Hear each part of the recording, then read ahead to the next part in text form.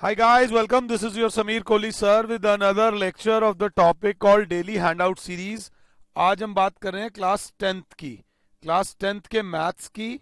इन assignments को पाने के लिए, मैथ्स में कॉन्फिडेंस लाने के लिए, डर को भगाने के लिए मेरे इस नंबर पे 9818311846 पे हाय लिखो और अपनी क्लास लिखो। तो मैं अपने व्हाट्सएप स्टेटस में ऐसे असाइनमेंट्स लगाता हूं। आप कहीं भी किसी भी टीचर से पढ़ रहे हैं, उन्हीं से पढ़िए और वो बहुत अच्छा पढ़ा रहे हैं। बट आपकी तैयारी कितनी है ये आप रैंडमली चेक कर सकते हो फ्री ऑफ कॉस्ट। ये असाइनमेंट अगर आपने अभी देखा है और अभी आपको टाइम नहीं मिला है तो यहीं पे वीडियो को रोक दो, 15 मिनट का टाइम दो, एग्जैक्टली 15 मिनट का टाइम लो और इस असाइनमेंट को कंप्लीट करो। इसमें 1 2 3 4 5 6 ऑलमोस्ट 1 मार्क के ही क्वेश्चन है, कोई ज्यादा बड़ा कोई क्वेश्चन नहीं है। तो करो। अगर बात मान रहे हो तो सबसे पहला क्वेश्चन ये, मैं अगर तुम्हारी जगह होता एज अ स्टूडेंट तो ऐसे क्वेश्चन में मैं चोक हो जाता। चोक इन द सेंस फंस जाता। वो कह रहा है if the mean of x observation is mean is 30 and their mode is 45, find median. यहां पर आएगा फाइंड मीडियन। फाइंड मीडियन तो भैया यहां पे एक एम्पेरिकल रिलेशनशिप होता है मीन मोड मीडियन का। जिस बच्चे को ये फॉर्मूला नहीं याद, प्लीज कमेंट सेक्शन में सच्ची सच्ची लिखना कि मुझे ये वाला फॉर्मूला नहीं याद। ये फॉर्मूला होता है 3 times median is equals to mode plus 2 mean. Mode plus 2 mean. अब क्लास सीधी सीधी वैल्यू डालेगी। 3 times median is equals to mode. Mode is 45 plus 2 into mean. Mean की वैल्यू दे रखी है 30। तो 3 टाइम्स मीडियन अगर क्लास 7 है इज इक्वल टू 45 प्लस 60। तो 3 times median is equals to 105 मेरे बच्चों। तो मीडियन बराबर आ जाएगा, अगर 7 हो तो 105 upon 3, 3 3 9, 35 is the median. Median की वैल्यू आ जाएगी इस क्वेश्चन में 35, अगर 7 हो तो। अगर 7 हो तो इसके बाद आता है अगला क्वेश्चन। अगला क्वेश्चन बहुत प्यारा है। वो कह रहा है check whether the pair of equations, पहली ये दूसरी ये, इज कंसिस्टेंट। थोड़ा सा लीनियर इक्वेशन इन 2 वेरिएबल्स में चलते हैं। a1x plus b1y plus c1 is equals to 0, a2x plus b2y plus c2 is equals to 0। दोनों तरफ c1 कांस्टेंट टर्म इसी तरफ है दोनों में, तो चलने दोनों, क्या फर्क पड़ता है। For system of equation to be consistent, consistent होने के लिए मेरे प्यारे बच्चों a1 upon a2 has not to be is not equals to b1 upon b2 आना चाहिए। अगर आप साथ हो तो a1 b1 c1 लिखो, a2 b2 और c2 लिखो। a1 लिखोगे तो 1 आएगा, b1 4, c1 minus 6, a2 2, b2 is 7, c2 is minus 7। a1 b1 c1 first equation में से आया है, a2 b2 c2 second equation में से आया है। कंसिस्टेंट तब होगा जब a1 upon a2 is not equals to b1 upon b2। आराम से करेंगे। हमने a1 अपॉन a2 निकाला। a1 upon a2, a1 is 1 upon a2 is 2, 1/2। हमने b1 अपॉन b2 निकाला, माता रानी का नाम लिया, 4 अपॉन 7। तो क्लियरली बोल दिया, टाइम नहीं वेस्ट करेंगे, a1 upon a2 is not equals to b1 upon b2। तो hence system of equation is consistent. System of equation is consistent अगर क्लास 7 है तो। ध्यान दीजिएगा। अब हम चलते हैं अगले क्वेश्चन पे।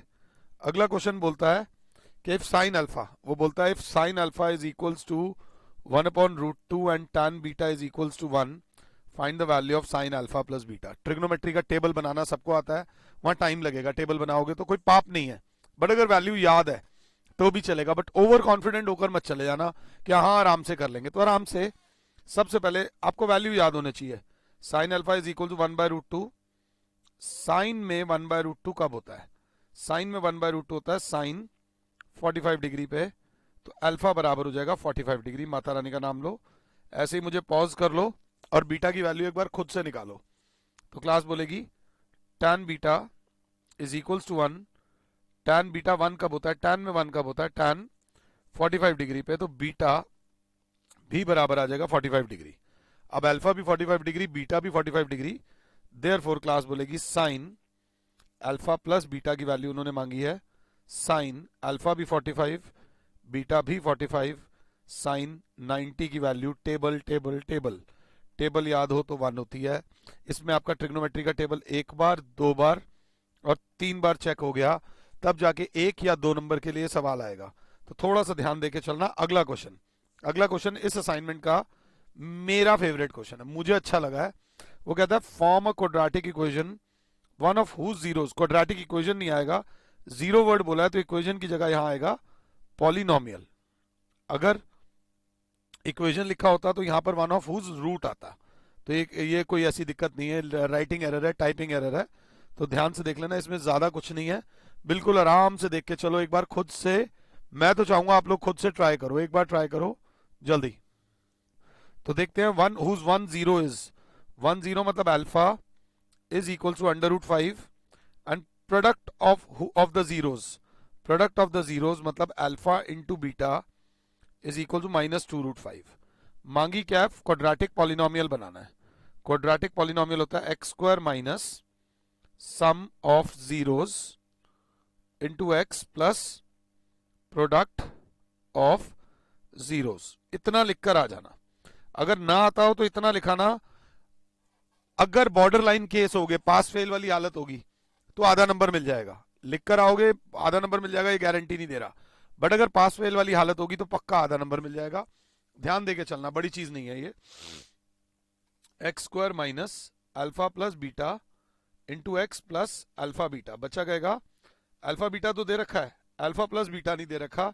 थोड़ा सा बस दिमाग लगाएंगे, अल्फा दे रखा है 5, अल्फा की वैल्यू यहां डालेंगे, अगर क्लास 7 है तो √5 into beta is equal to -2√5। तो क्लास बोलेगी सर √5 से √5 कट गया, बीटा की वैल्यू आ गई -2, माता रानी का नाम लो, बीटा भी आ गया। तो अल्फा प्लस बीटा मेरे बच्चों, अल्फा है √5 प्लस बीटा की वैल्यू -2, तो अल्फा प्लस बीटा बराबर आ जाएगा √5 - 2। अगर 7 हो तो क्वाड्रेटिक इक्वेशन जो बनेगी polynomial x² minus √5 - 2 into x plus product of roots is -5√2। अगर ये माइनस अंदर ले जाओ तो कोई दिक्कत नहीं, x² माइनस मैंने बाहर ही रखा, √5 - 2 into x -2√5। This is your quadratic polynomial. वो प्रिंटिंग का मैं अभी ठीक करा लूंगा जब तक आपके पास ये असाइनमेंट पहुंचेगा। ये इजी डीजी है, बट कोई बच्चा फंस सकता है अगर प्रेशर में आ जाए तो। Find the zeros of the polynomial, जिस भी पॉलिनोमियल के जीरोज निकालने होते हैं उस पॉलिनोमियल को 0 के बराबर रख देते हैं। अब पॉलिनोमियल को 0 के बराबर रखा मतलब x+7 into x -9 is equals to 0। तो इधर या तो x+7 0 है या x -9 0 है, या तो x की वैल्यू आ गई -7 या x की वैल्यू आ गई 9 are the zeros of above polynomial. अगर क्लास 7 है तो फटाफट से इस क्वेश्चन को कर ले। इसके बाद लास्ट क्वेश्चन 1 मार्क का। मेरा ध्यान अभी ना कुछ 10 12 15 दिन 1 मार्कर्स पे रहेगा। मुझे नहीं पता आप कहां पढ़ रहे हो, कैसा पढ़ रहे हो, तो क्वेश्चन तो कराना ही है, साथ साथ थोड़ी थोड़ी फाउंडेशन भी आप लोगों की बनानी है कि बेस बनता हुआ चले। From the following distribution find the model class. Model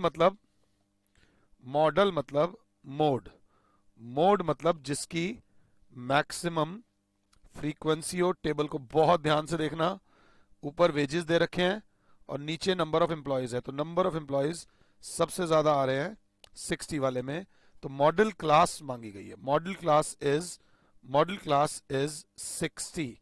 वहां पर लोग सबसे ज्यादा है बट उसकी क्लास क्या है 60, so the model class is 60। अब इस असाइनमेंट में अपने आप को 6 में से नंबर दो, और अगर पूरी वीडियो देखी है तो नीचे कमेंट सेक्शन में मुझे बताओ आपके 6 में से कितने नंबर आए हैं। देखो फ्री में वीडियो मिल गई, अब उस वीडियो की कदर कितनी करी है ये अभी पता चल जाएगा।